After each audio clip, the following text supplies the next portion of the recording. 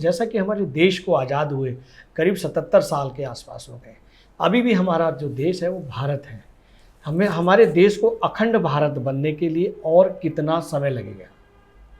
देखिए, अखंड भारत बनने में समय तो अब नहीं लगेगा, क्योंकि आदरणीय मोदी, मैं कहूँ, जब से देश आज़ाद हुआ है तो 2014 में ये कहना अतिशयोक्ति नहीं होगा कि इस देश का पहला प्रधानमंत्री हिंदू प्रधानमंत्री बना है। वाह! 2014 में इस देश का पहला हिंदू प्रधानमंत्री बना है, और मुझे पूर्ण विश्वास है कि बहुत जल्दी हम अखंड भारत की ओर जाएंगे। चाहे जो भी पीओके बीओके जितने भी हैं वो सब भारत में सम्मिलित होंगे, सब आएंगे, और पूरे भारत को अखंड भारत हमें बनाना ही पड़ेगा, बनाना है।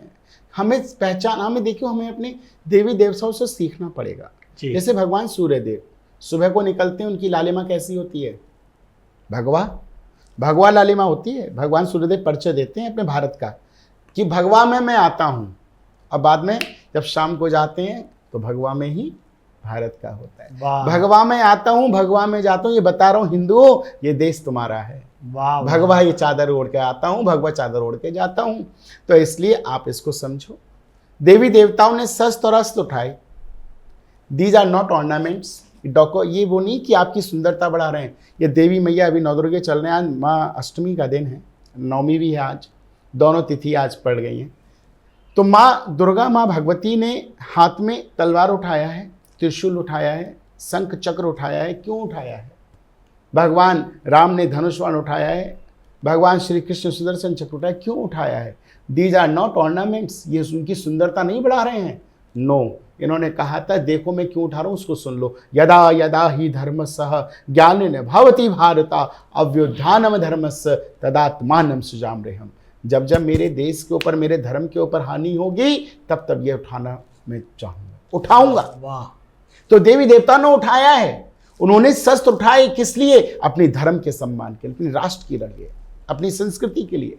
लेकिन आज हमारे हिंदू अपने धर्म को समझ ही नहीं पा रहे हैं। देवी देवताओं से शिक्षा लो। मैं ये नहीं कहता कि आपको हथियार उठाना है, मैं ये कहता हूं अपने धर्म की रक्षा के लिए जरूरत पड़े तो हथियार भी उठाना पड़े तो उठा लेना, लेकिन अपने धर्म को बर्बाद मत होने देना। तो देवी देवताओं से सीखो।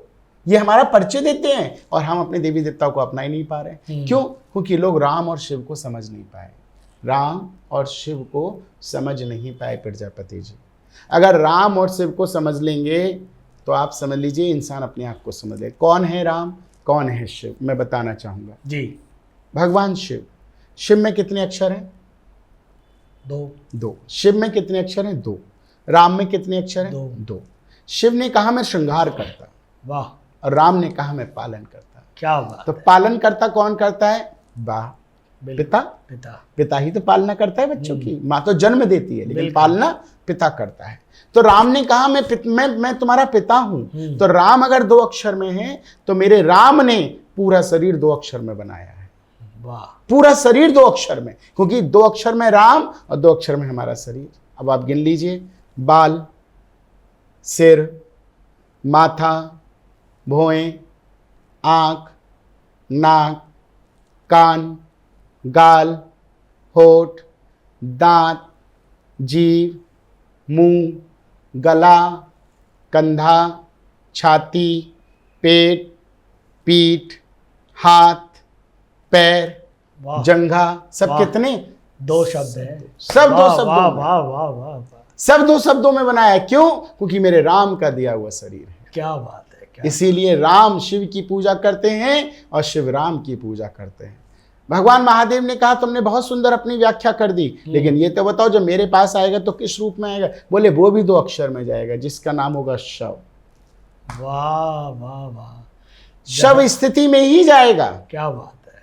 और इसीलिए अंत में बोला जाता है कि राम नाम सत्य है, सत्यम परम धीमहि, यही जीवन का सत्य है। वाह वाह वाह! इसलिए जिसने राम को समझ लिया, जिसने शिव को समझ लिया, उसने सृष्टि को समझ लिया, उसने सनातन को समझ लिया। वाह वाह! इसलिए राम और शिव को समझो, ये एक दूसरे के पूरक हैं। इसीलिए सनातन हिंदुत्व का पूरक है।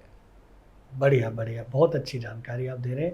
ये वीडियो YouTube पर देख रहे हैं तो हमारे चैनल को सब्सक्राइब करें और बेल आइकन को दबाना ना भूलें। अगर आप Facebook पर ये वीडियो देख रहे हैं तो हमारे पेज को लाइक करें।